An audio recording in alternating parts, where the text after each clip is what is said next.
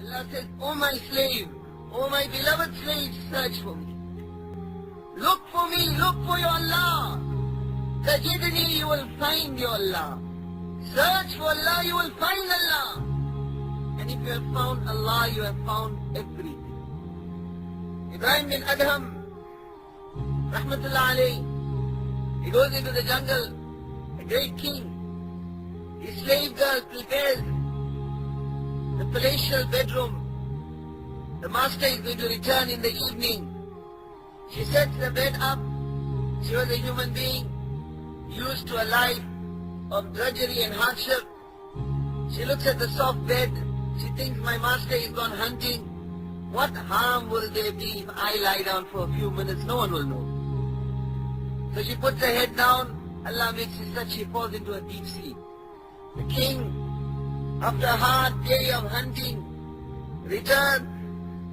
And when he walks into his chambers, looking forward to a good night's sleep, he sees his slave girl on his bed. In a fit of rage, he picks up his whip and he strikes her. She screams and she gets up. Then she bursts out laughing. Ibrahim bin Adhem gets confused. What is the matter with you? What are you laughing at? She says, "O king, a few moments I spent on the soft bed, and one lash with the whip was my punishment. You have spent so many years on the soft bed. What is going to happen to you in front of Allah?" When he hears this, he strikes a chord in his heart. That night when he's sleeping, he can hear someone running on his roof. When Allah decides to open the way for someone, there is no one. "La mani'a lima a'tayt, wa la radda lima qadayt." No one can withhold what Allah wants to give. No one can change the decision of Allah. Allah had made the decision to guide the slave of his. He hears someone running on his roof. Hearing that commotion, he gets up and he goes to look.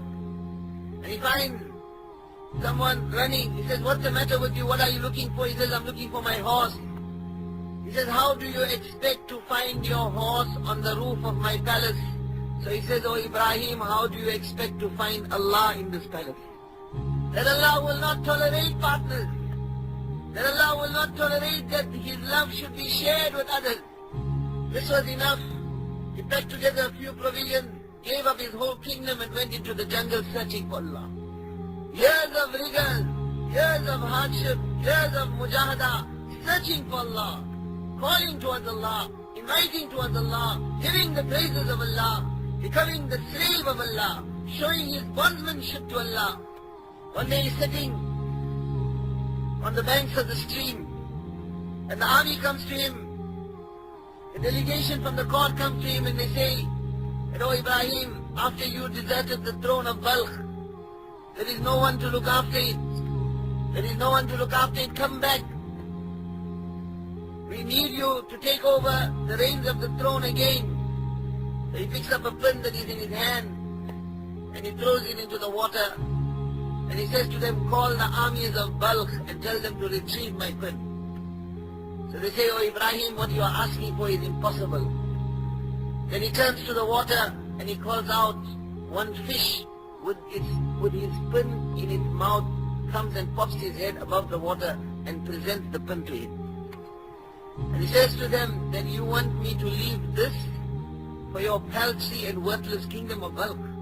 One day he's standing with a few of his students on the mountain of Abu Qubais in Makkah. And he says, "Inna lillahi ibadan."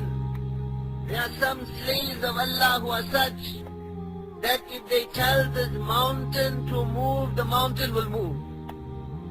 He had barely finished saying this and the whole mountain started shaking. In a fit of anger, he stamped his foot on the ground and he said, "Uskut faqad darabtu laka mathala." Stop now, I was only explaining an example, I didn't tell you to move.